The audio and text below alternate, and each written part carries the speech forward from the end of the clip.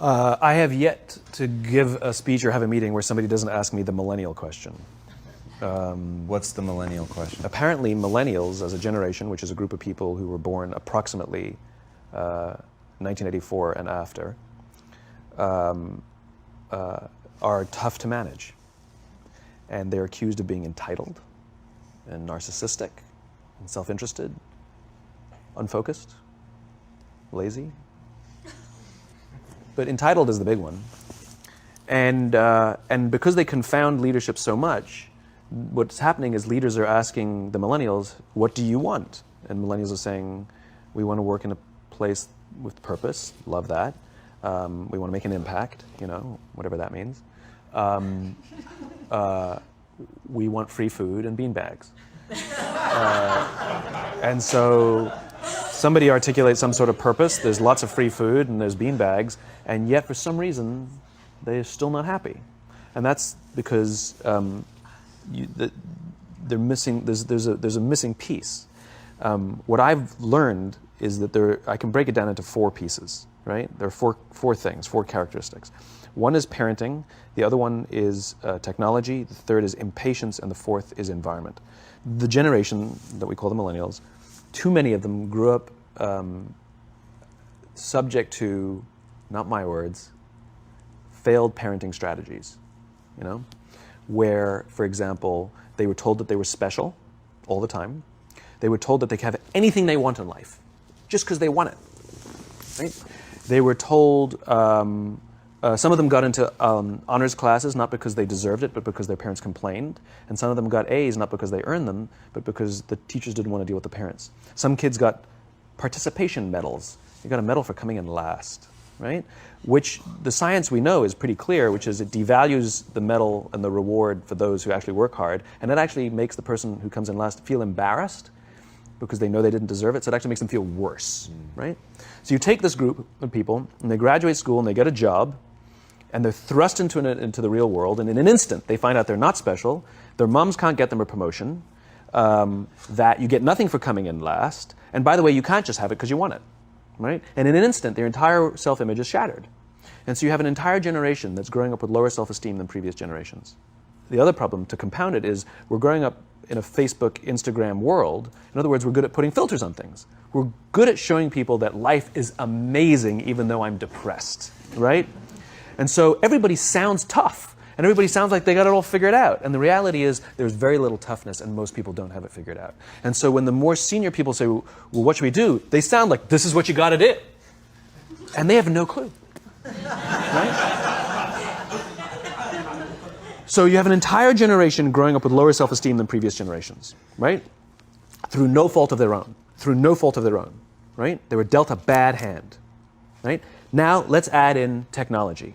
We know that engagement with social media and our cell phones releases a chemical called dopamine. That's why when you get a text, it feels good, right? So, we've all had it where you're feeling a little bit down or feeling a bit lonely, and so you send out 10 texts to 10 friends, hi, hi, hi, hi, hi, because it feels good when you get a response, right? Right? It's why we count the likes. It's why we go back 10 times to see if my Instagram is growing slower, did I do something wrong? Do they not like me anymore, right? The trauma for young kids to be unfriended, right? Because we know when you get a hit of dopamine, which feels good. It's why we like it. It's why we keep going back to it. Dopamine is the exact same chemical that makes us feel good when we smoke, when we drink, and when we gamble. In other words, it's highly, highly addictive. Right? We have age restrictions on smoking, gambling, and alcohol, and we have no age restrictions on social media and cell phones, which is the equivalent of opening up the liquor cabinet and saying to our teenagers, hey, by the way, this adolescence thing, if it gets you down. But that's basically what's happening. That's basically what's happening, right? That's basically what happened. You have an entire generation that has access to an addictive, numbing chemical called dopamine through social media and cell phones as they're going through the high stress of adolescence. Why is this important? Almost every alcoholic discovered alcohol when they were teenagers. When we're very, very young, the only approval we need is the approval of our parents. And as we go through adolescence, we make this transition where we now need the approval of our peers. Very frustrating for our parents, very important for us. It allows us to acculturate outside of our immediate families into the broader tribe, right? It's a highly, highly stressful and anxious period of our lives, and we're supposed to learn to rely on our friends. Some people, quite by accident, discover alcohol and numbing effects of dopamine to help them cope with the stresses and anxieties of adolescence. Unfortunately, that becomes hardwired in their brains, and for the rest of their lives, when they suffer significant stress, they will not turn to a person, they will turn to the bottle. Social stress, financial stress, career stress, that's pretty much the primary reasons why an alcoholic drinks, right? What's happening is, because we're allowing unfettered access to these dopamine-producing devices and media, basically it's becoming hardwired, and what we're seeing is, as they grow older, too many kids don't know how to form deep, meaningful relationships. Their words, not mine. They will admit that many of their friendships are superficial.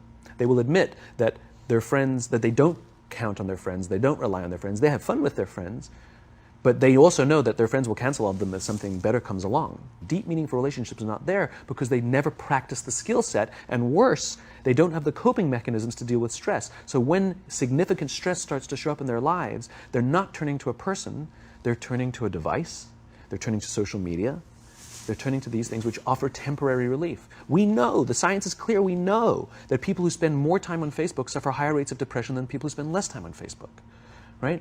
These things balanced. Alcohol is not bad, too much alcohol is bad. Gambling is fun, too much gambling is dangerous, right? There's nothing wrong with social media and cell phones. It's the imbalance, right? If you're sitting at dinner with your friends and you're texting somebody who's not there, that's a problem. That's an addiction.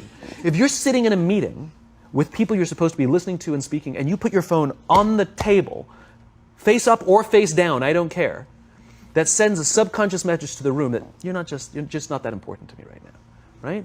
That's what happens. And the fact that you cannot put it away is because you are addicted, right? If you wake up and you check your phone before you say good morning to your girlfriend, boyfriend, or spouse, you have an addiction.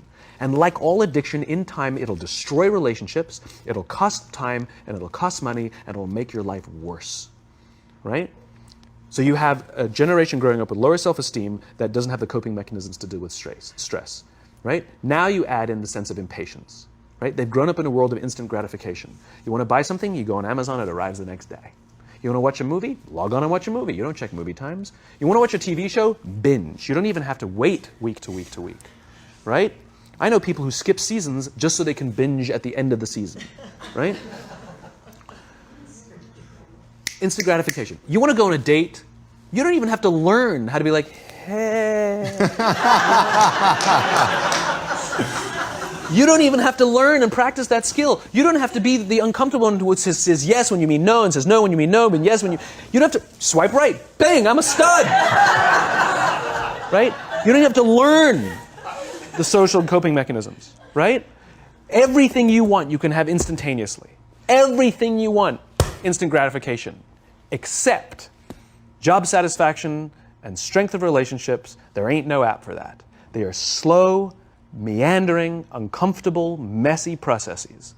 And so I keep meeting these wonderful, fantastic, idealistic, hardworking, smart kids. They've just graduated school. They're in their entry-level job. And I sit down with them and I go, how's it going? They go, I think I'm going to quit.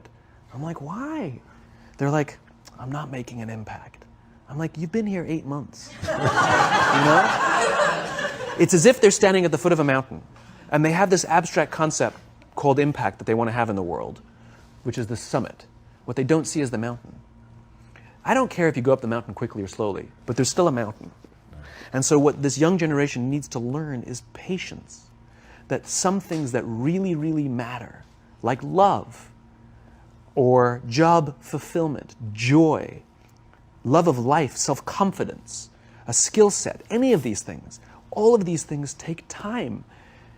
Sometimes you can expedite pieces of it, but the overall journey is arduous and long and difficult.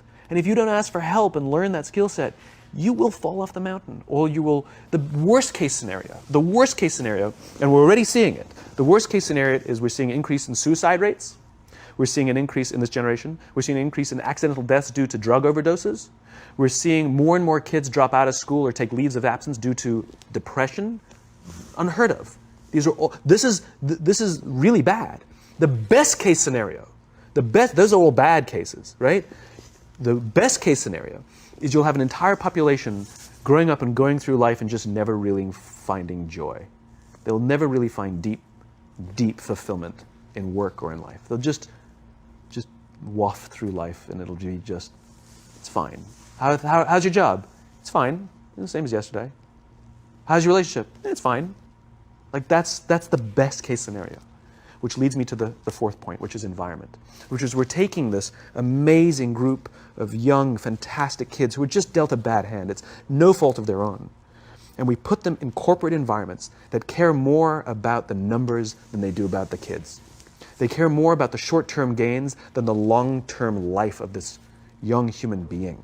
We care more about the year than the lifetime, right? And so we are putting them in corporate environments that aren't helping them build their confidence, that aren't helping them learn the skills of cooperation, that aren't helping them overcome the challenges of a digital world and finding more balance, that isn't helping them overcome the need to have instant gratification and teach them the joys and impact and the fulfillment you get from working hard on something for a long time that cannot be done in a month or even in a year. And so we're thrusting to them in corporate environments, and the worst part about it is they think it's them. They blame themselves. They think it's them who can't deal. And so it makes it all worse. It's not. I'm here to tell them it's not them. It's the corporations. It's the corporate environments. It's the total lack of good leadership in our world today that is making them feel the way they do. They were dealt a bad hand, and I hate to say it, but it's the company's responsibility. Sucks to be you. Like, we have no choice, right? This is what we got, and I wish that society and their parents did a better job. They didn't. So we're getting them in our companies, and we now have to pick up the slack. We have to work extra hard to figure out the ways that we build their confidence. We have to work extra hard to find ways to teach them the social skills that they're missing out on. There should be no cell phones in conference rooms. None. Zero. And I don't mean the kind of like sitting outside waiting to text. I mean like when you're sitting and waiting for a meeting to start, this is what we all do. We all sit here and wait for the meeting to start. Meeting starting? Okay. And we start the meeting. No, that's not how relationships are formed. Remember we talked about it's the little things? Relationships are formed this way. We're waiting for a meeting to start and we go, how's your dad? I heard he was in the hospital. Oh, he's really good. Thanks for asking. He's actually at home now. Oh, I'm really glad. That was really amazing. I know, it was really scary for a while. That's how you form relationships. Hey, did you ever get that report done? Oh my God, no, I didn't. I'll help you out. Can I help you out with that? Really? That's how trust forms. Trust doesn't form at an event in a day. Even bad times don't form trust immediately. It's the slow, steady consistency. And we have to create mechanisms where we allow for those little innocuous interactions to happen. But when we allow cell phones in conference rooms, we just, okay, have the meeting. And then my favorite is like when there's a cell phone there and you go like this, you go. It rings and you go. I'm not going to answer that. Like, Mr. Magnanimous, you know?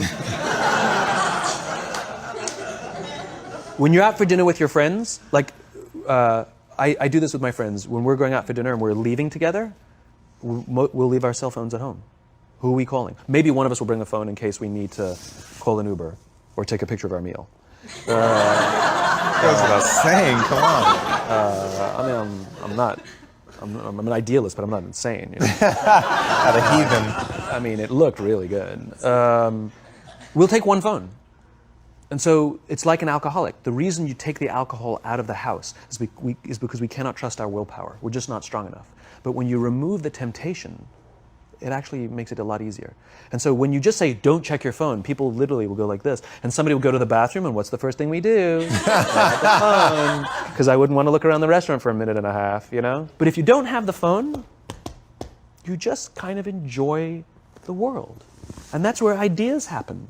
The constant engagement is not where you have innovation and ideas. Ideas happen when our minds wander and we go, and you see something, I bet they could do that. That's called innovation, right? But we're taking away all those little moments, right? You should not, and none of us should charge our phones by our beds. We should be charging our phones in the living rooms, right? Remove the temptation. You wake up in the middle of the night because you can't sleep, you won't check your phone, which makes it worse. But if it's in the living room, it's relaxed, it's fine. But it's my alarm clock. buy an alarm clock. They cost $8, right? I'll buy you an alarm, right? But the point is we now in industry, whether we like it or not, we don't get a choice. We now have a responsibility to make up the shortfall and to help this amazing, idealistic, fantastic generation build their confidence, learn patience, learn the social skills, find a better balance between life and technology. Because, quite frankly, it's the right thing to do.